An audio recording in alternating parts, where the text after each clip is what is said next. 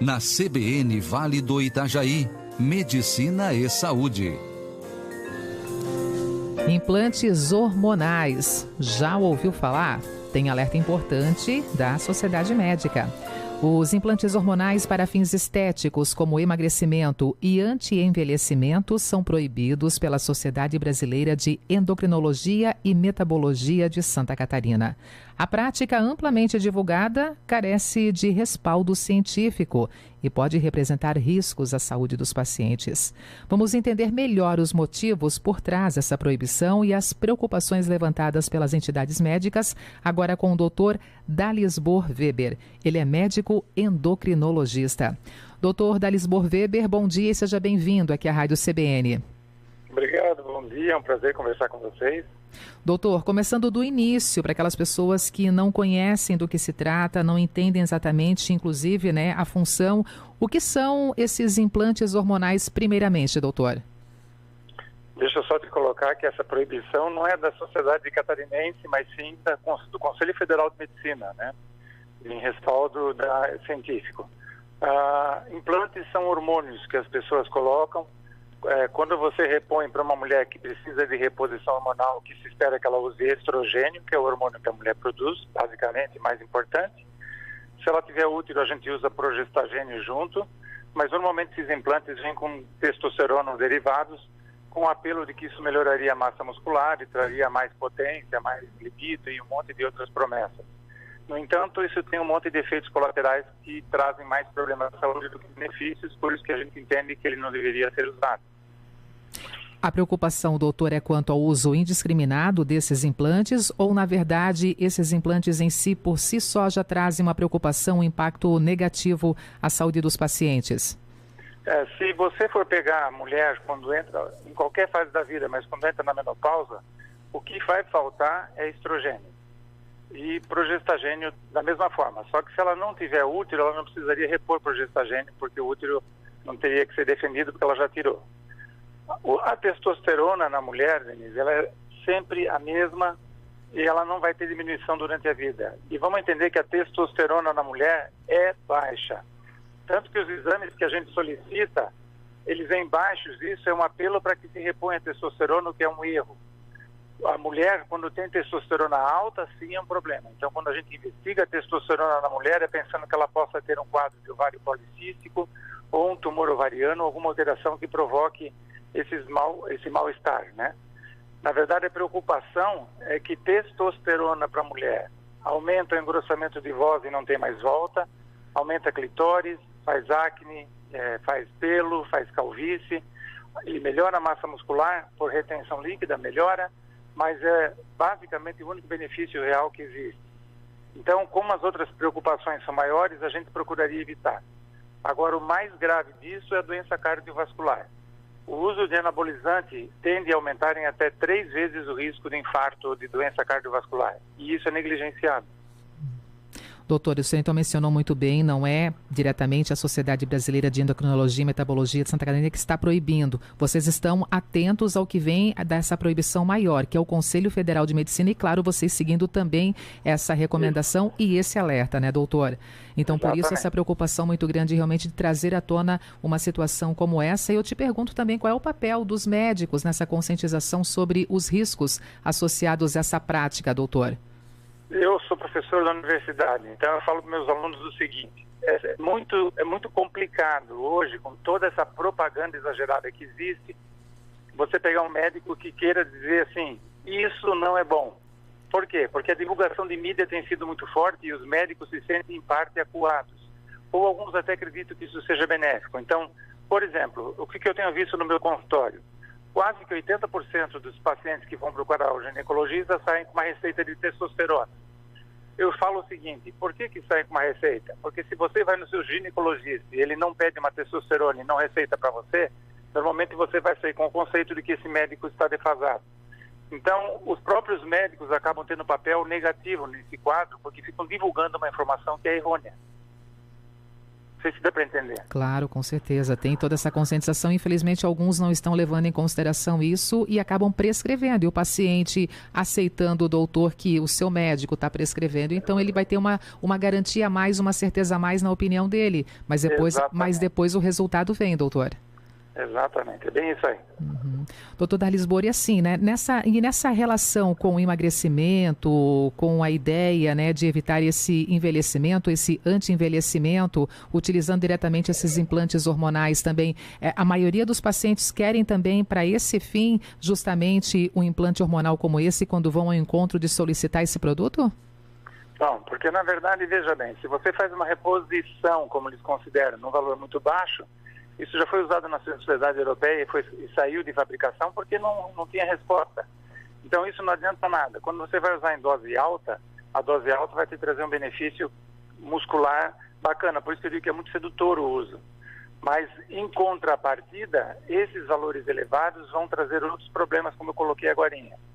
E a questão emagrecimento em particular, de uma forma simples, ela seria praticamente uma coisa bem simples. Hoje, o que se considera para perda de peso é comer menos, é gasto calórico menor. É importante exercício, mas é gasto calórico menor. E essas coisas não têm apelo para emagrecer. Aí estão envolvidas outras coisas junto, entendeu? Importante essa sua observação também, mais uma vez pontuar aqui, né, doutor, que hormônio é coisa séria e só deve ser usado como orientação médica e, nesse caso aqui, nunca sendo indicado, por exemplo, para fins estéticos ou de rejuvenescimento, como é o que a gente está se deparando hoje em dia realmente com esse apelo justamente de colocar resultados e influenciar outras pessoas a buscar esse resultado que traz consequências para a saúde. Certeza. Eu só te colocaria ainda assim, quando a gente fala em hormônio, você tem que lembrar que vitamina D é hormônio e também existe um uso indiscriminado de doses muito elevadas e é prejudicial.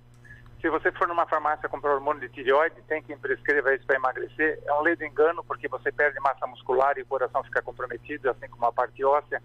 Então, existem várias situações hormonais em que há um problema e que simplesmente você vai na farmácia e compra com receita ou sem receita, né? Simples.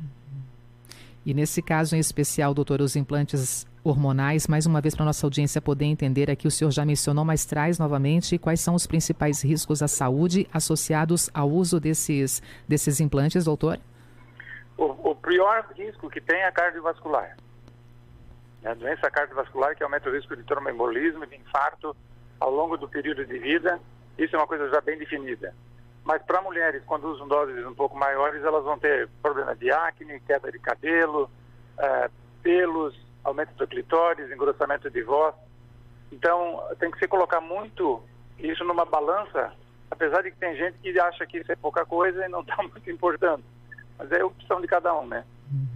E como os efeitos colaterais que o senhor mencionou, esses, por exemplo, né, desses implantes podem ser tratados ou mitigados? Depois que começa a se manifestar, por exemplo, um desses efeitos ou vários desses sinais, doutor, tem como recuar, tem como reverter a situação? Grande parte deles, sim. A parte cardiovascular, não. Você vai tratar aquilo que foi que provocou, né? Se já tem alguma alteração, você vai tentar evitar que isso piore. Agora, se engrossou a voz, não volta mais. Se o clitóris aumentou, aí complicou, porque também não vai fazer uma cirurgia de dissipação de uma parte que é importante para a libido. Agora, o que preocupa a gente, principalmente, é que abaixo de 35 anos, o que mais causa infarto nessa população é taurina, que é energético e, em segundo lugar, anabolizante. Doutor Darlisbori, a nossa ouvinte aqui, a Gisele, ela está perguntando até, fazendo um comparativo, se é isso mesmo que ela já ouviu falar, mas gostaria de poder realmente tirar essa dúvida com o senhor. Quando a gente fala aqui sobre implantes hormonais, isso está relacionado com o tal chip da beleza, que é o que a nossa ouvinte aqui, a Gisele, está perguntando, doutor? Exatamente, é o próprio. É o próprio. E ela menciona realmente que já teve, inclusive, nessa possibilidade de poder ter acesso ao chip da beleza, mas ela colocou na balança os efeitos colaterais e no caso aqui, decidiu não utilizá-lo. Isso, mas aí precisa que o profissional coloque para o paciente justamente essa situação, para que o paciente decida se quer usar ou não. Vamos partir do princípio que o médico não teria que indicar isso sabendo que ele é proibido e que traz problemas. Mas se o médico tiver no mínimo a consciência de explicar para o paciente que se ele for usar isso vai ter algum problema, já é alguma coisa melhor. Doutor Talisbor, qual é o papel, por exemplo, da Anvisa ou de outras autoridades no que se refere, por exemplo, na questão da Anvisa, na regulamentação desses implantes e também na própria fiscalização, né, da sua utilização e outras autoridades e outros órgãos ligados à saúde? Qual é o papel para regulamentar e fiscalizar a sua utilização? Quando sai uma regulamentação, ela sai sempre baseada em evidência científica, ela não sai meramente porque meia dúzia de médicos o querem. Então, há todo um estudo para que isso aconteça. Agora, infelizmente, daí para fiscalização é outra história. Porque você imagina quantos médicos que o Brasil tem hoje. E para você verificar um por um, para verificar quem está fazendo, quer dizer, há muita denúncia, sabe? Mas da realidade até aquilo que a gente quer, que é evitar que esse tipo de proliferação de atendimento, é diferente. Infelizmente. Ainda sobre esse papel, né, da fiscalização, regulamentação, o que as entidades médicas estão propondo para lidar justamente com essa questão e proteger a saúde pública, doutor? O que a gente pode fazer é solicitar às pessoas que, ao tiverem algum problema em relação a isso, denunciem. No Brasil, infelizmente, as pessoas têm medo de denunciar que o médico faz conduta errada e isso precisa acontecer, né? A sociedade e seus conselhos de éticas estão preparados para receber denúncias, assim como o Conselho Regional e Federal de Medicina. O que precisa é que as pessoas procurem esse tipo de recurso para beneficiar-se a si mesmo, mas para a sociedade num todo. Porque a gente só consegue atuar contra o mal profissional a partir do momento que tiver uma denúncia.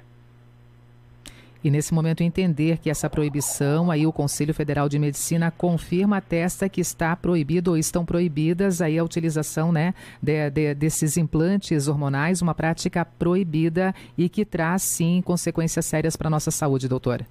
Exato, isso está bem definido e não tem questionamento. Medicina é uma coisa que ela muda progressivamente, mas a gente entende que o envelhecer bem não passa por isso.